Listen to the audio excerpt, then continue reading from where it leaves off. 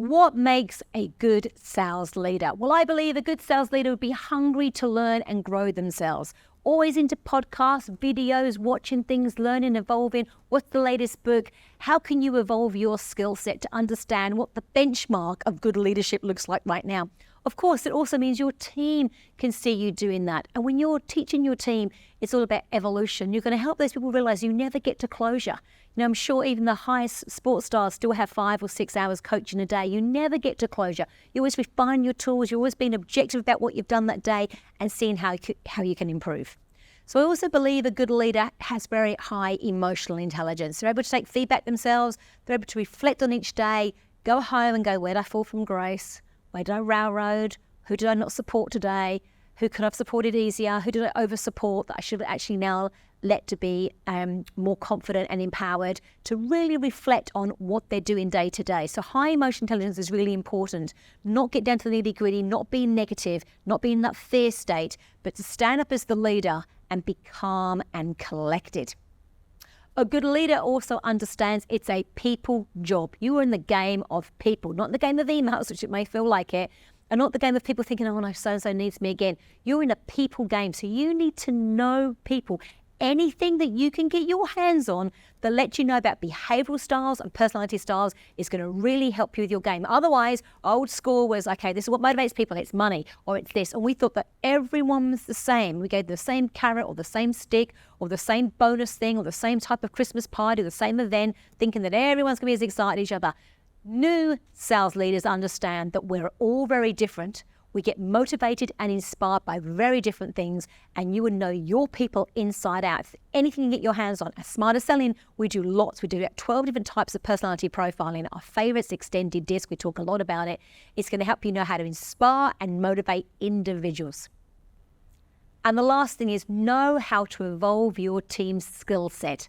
So anything where you can reinforce every day and re-embed great behaviors, because the sale, after all, is a consequence of the right behaviors, right? So you're not focusing on the sale aspect, getting in the invoice. You're focused on the behaviors that got that sale over the line. So I don't know, maybe you do daily stand-ups, and Aaron just brought in a piece of business this week, and rather than say to Aaron, oh, well, Aaron bringing it in, everyone goes, oh, and people think, how did he do it? Or he's lucky, or his territory's better than mine, or whatever. You go, Aaron. And you might have to preempt the day before to let him know what you're doing. And take us through how that happened. And Aaron might say to everybody, oh, I bumped into this person 3 years ago at a conference, and I've kept in touch every month, and I've noticed on LinkedIn they do this, so often send them some value.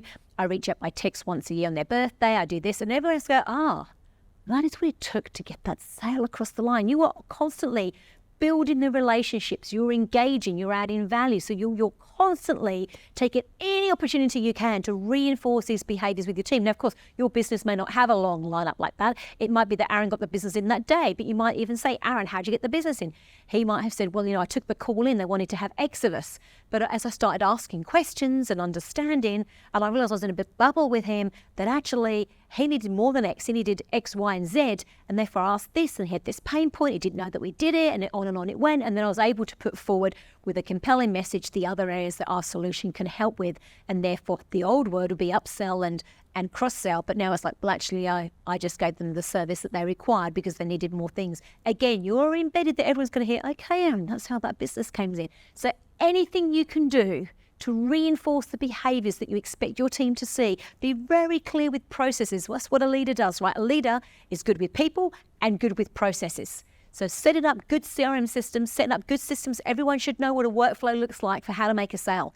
Everyone needs to have in front of them, if not on the wall, on their computer, exactly the order and sequence of what happens in a sale. So there is no, oh, I wish my team would do more of this. Meanwhile, that person's sitting there thinking, I'm doing great.